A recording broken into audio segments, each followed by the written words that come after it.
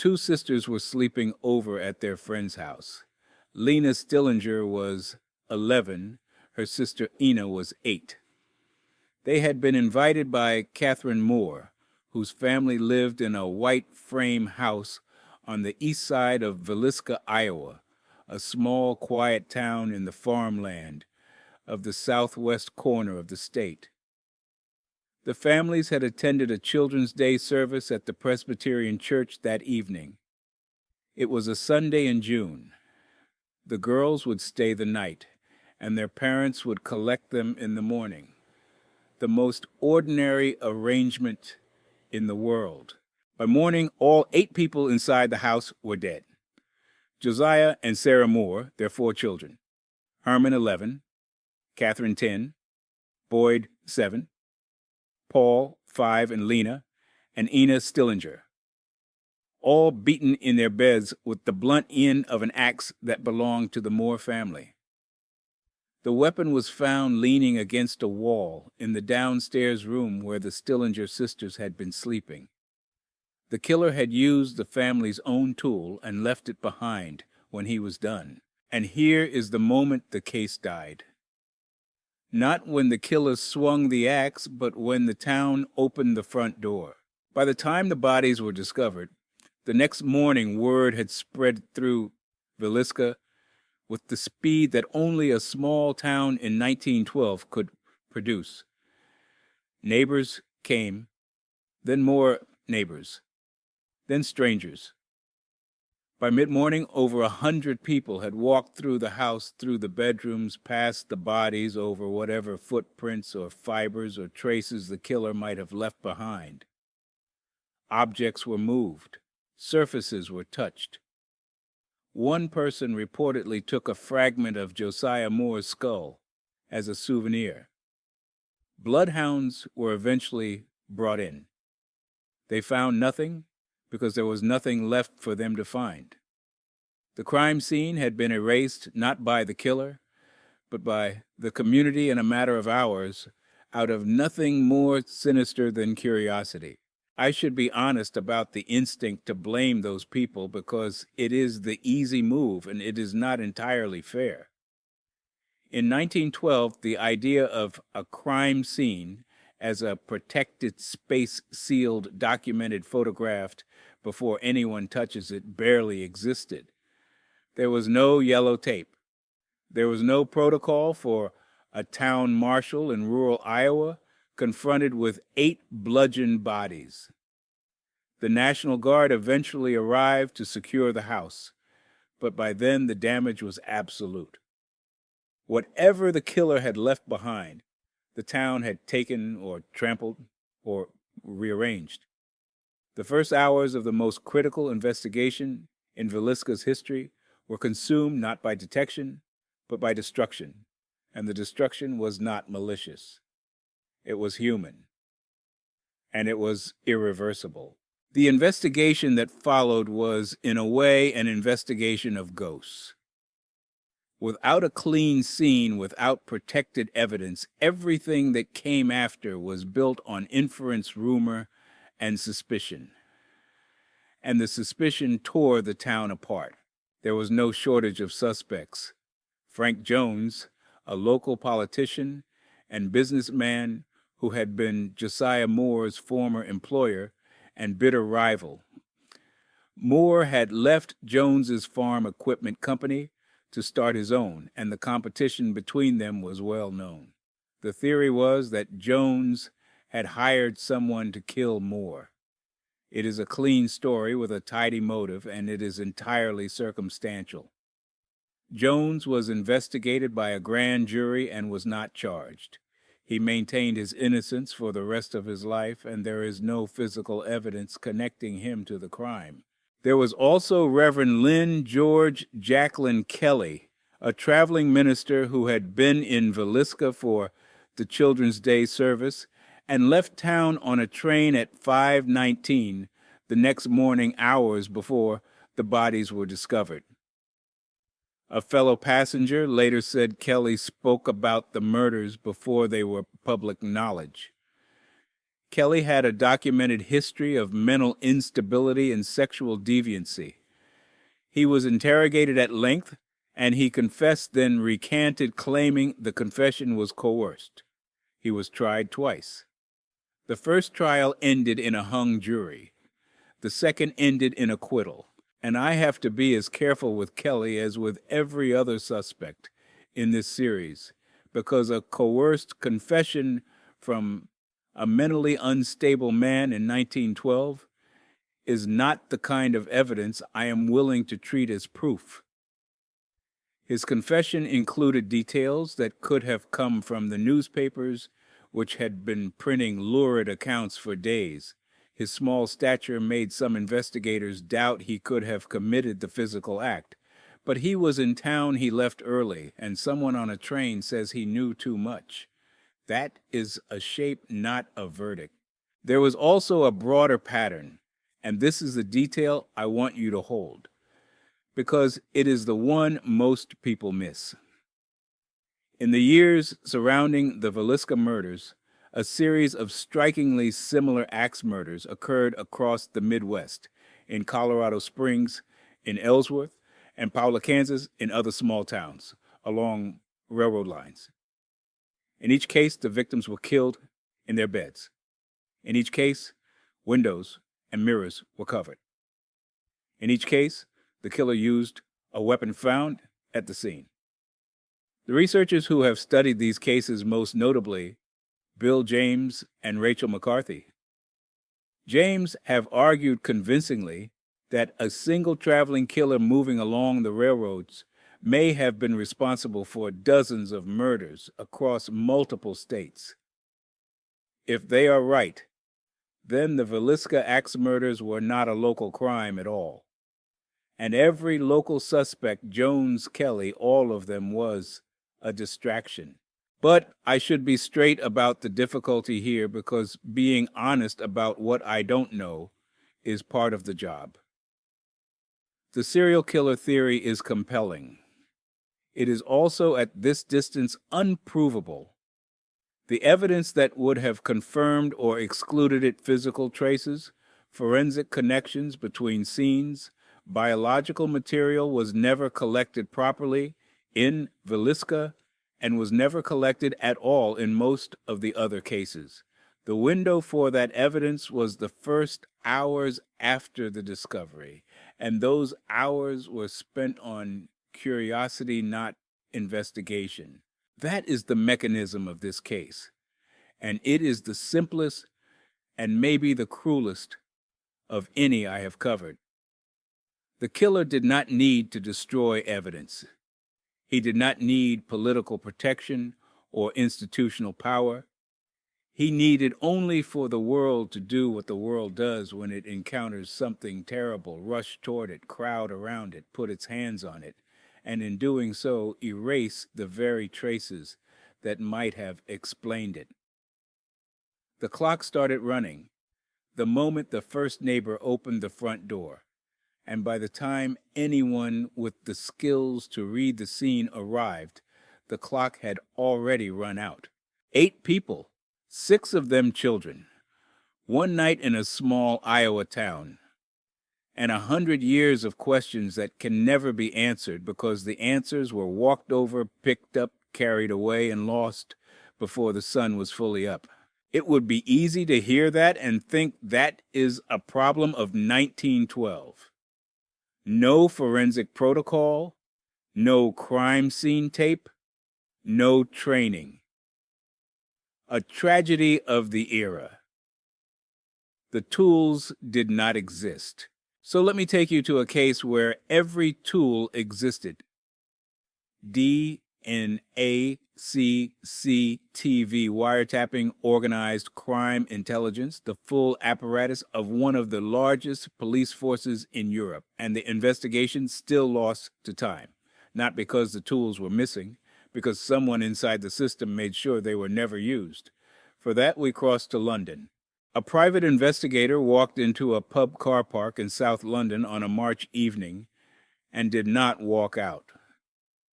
Daniel Morgan was 37 years old, a Welshman living in London working as a partner in a private investigation firm called Southern Investigations. He had been inside the Golden Lion in Sydenham having drinks. When he left, someone was waiting.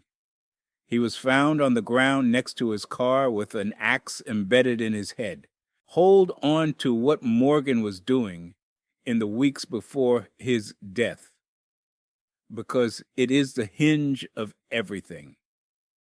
He had been telling associates that he was about to expose police corruption, specifically corrupt relationships between officers of the Metropolitan Police and people involved in organized crime.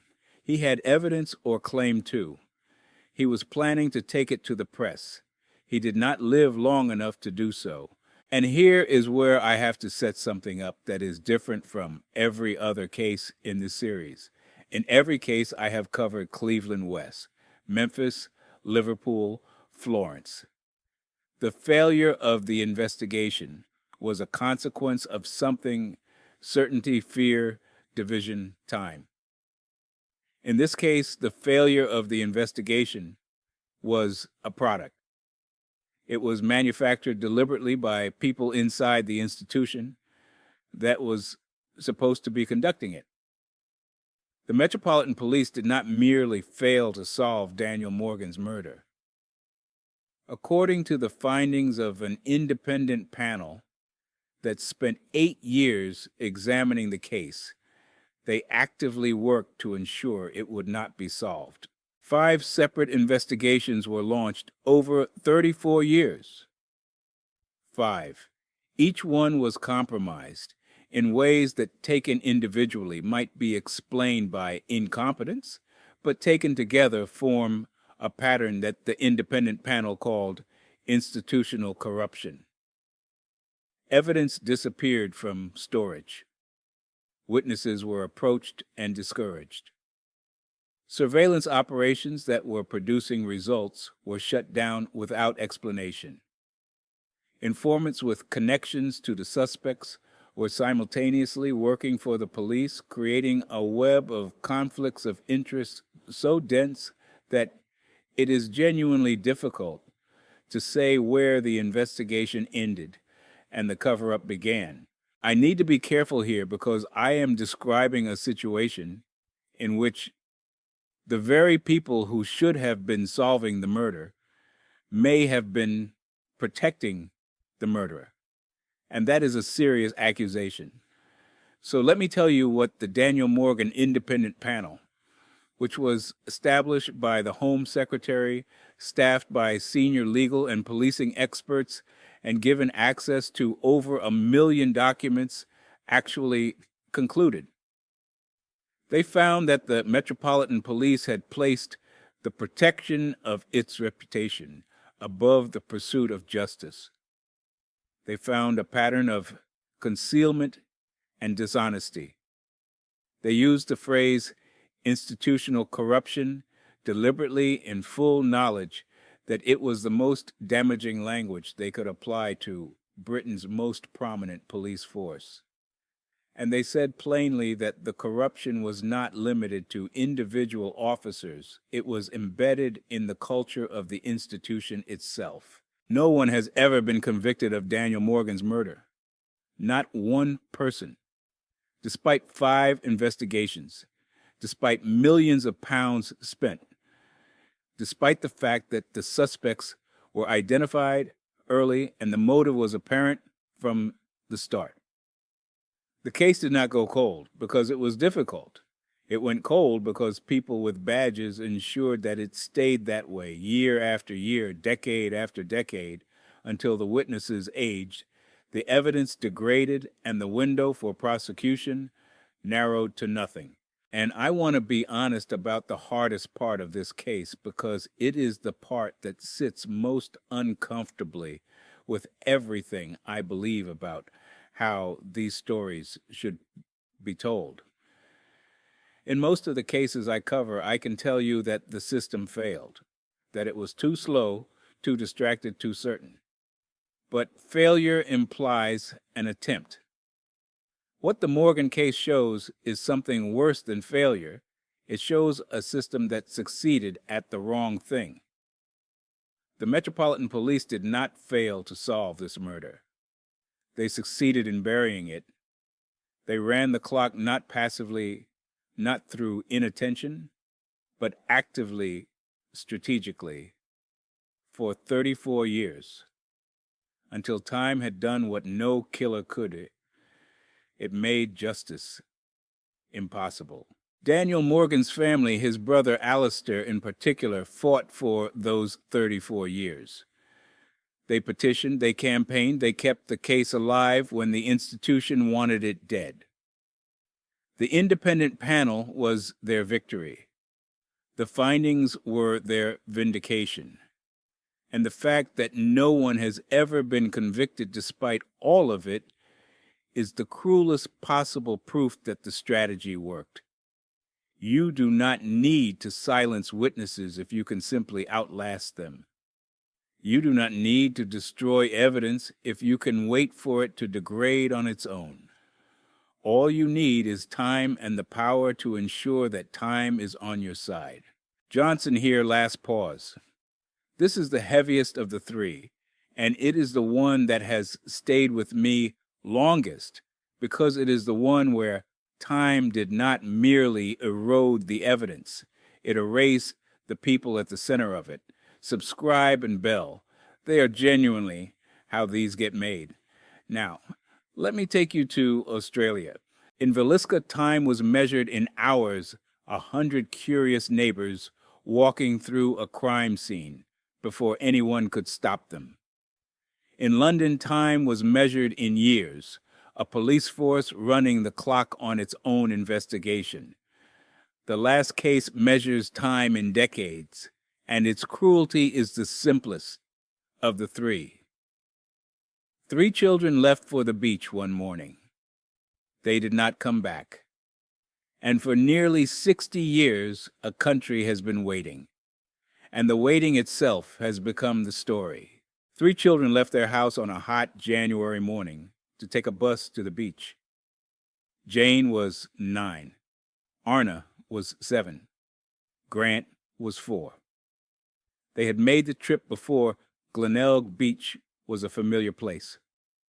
A short bus ride from their home in the Adelaide suburb of Somerton Park, and their mother Nancy had let them go on their own because it was a different era and a different country, and children went to the beach alone. It was Australia Day, a public holiday, and the beach would be crowded. The children arrived at the beach around 10 in the morning. Witnesses saw them playing in the sun. Witnesses also saw them with a man, tall, thin, blond, his face tanned. They appeared comfortable with him. They were laughing. The man bought them a meat pie. He was not someone the children's parents knew. When the children did not return on the noon bus as planned, Nancy Beaumont went to the bus stop to meet the next one. They were not on it. She went to the beach. They were not there. She called the police.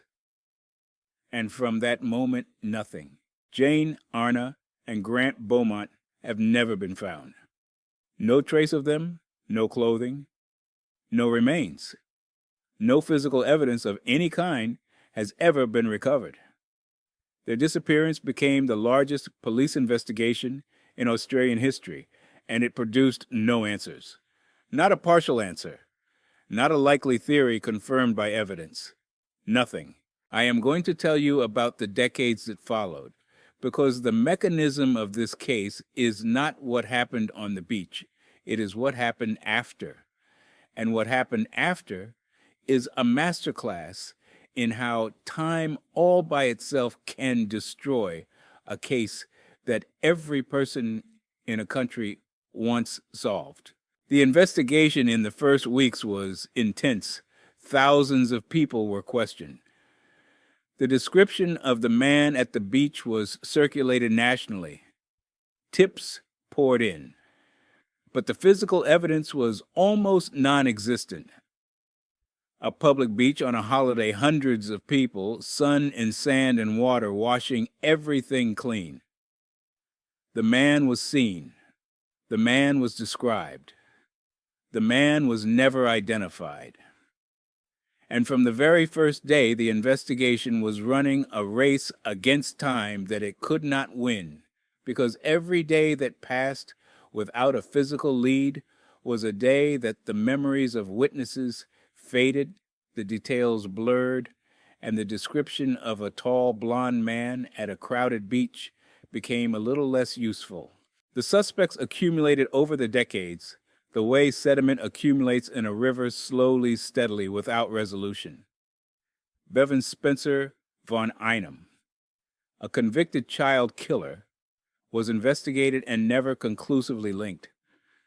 A man named Arthur Stanley Brown, whose own grandchildren accused him of abuse, was named by some investigators as a strong suspect.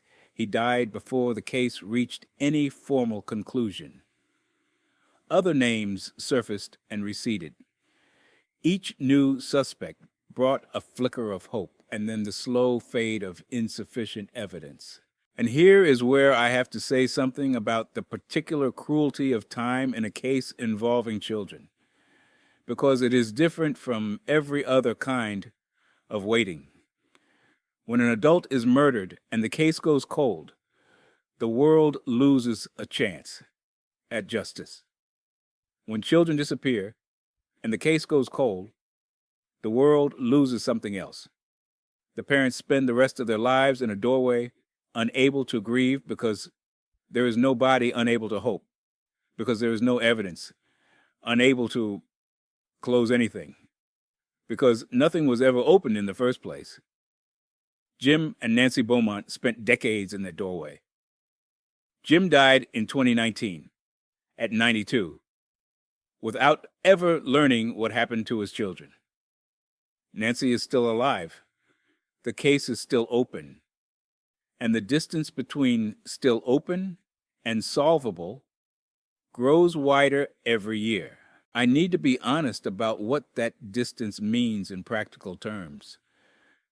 The man at the beach, the strongest lead the case ever had, was described by witnesses who are now in their 70s and 80s, if they are alive at all.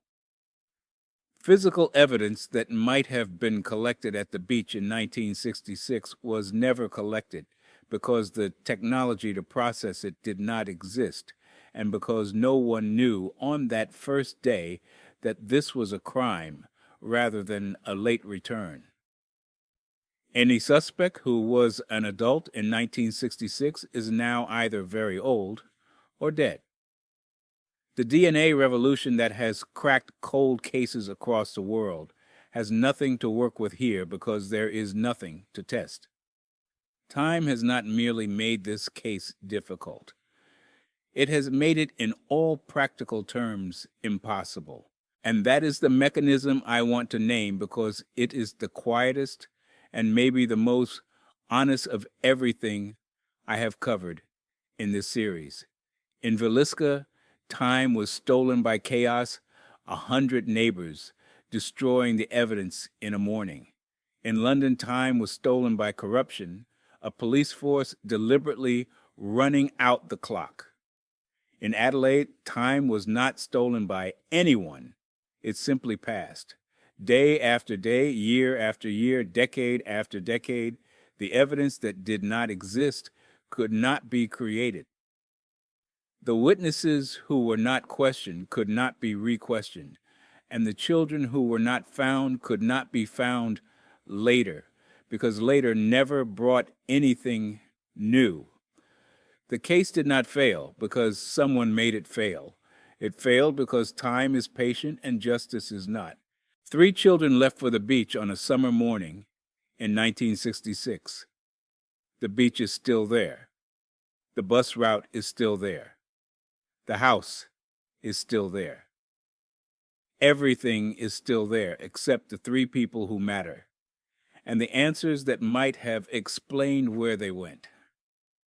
I cannot tell you who took them. I cannot tell you what happened. I can tell you that their father waited 53 years for an answer and died without one, and that the distance between what we know and what we will ever know has been growing silently for 59 years, and it will not stop. A farmhouse in Iowa where 100 neighbors walked through the blood before anyone thought to stop them.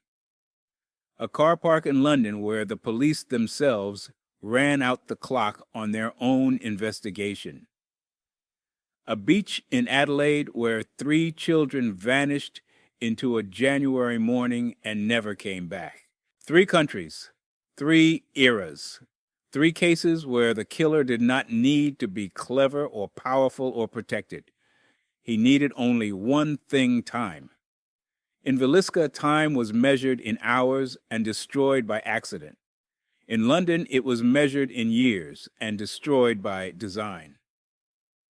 In Adelaide, it was measured in decades and destroyed by nothing at all, just the ordinary, irreversible passage of days. We build our justice systems on the assumption that truth is durable, that evidence waits, that memories hold, that the facts will still be there when we finally get around to examining them. These 3 cases say the opposite. Truth has an expiration date. Evidence degrades. Witnesses age. Files get lost or buried or walked over by 100 pairs of curious feet.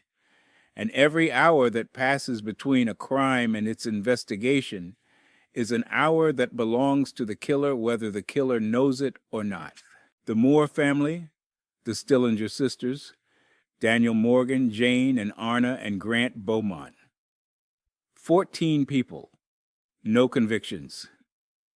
The answers were there once in the soil of a trampled crime scene in a police file that was never allowed to reach a courtroom on a crowded beach, where a tall, blond man bought 3 children a meat pie and walked them into the rest of their lives.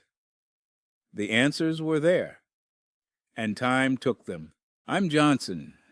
Thank you for sitting with the hard ones. I'll see you on the next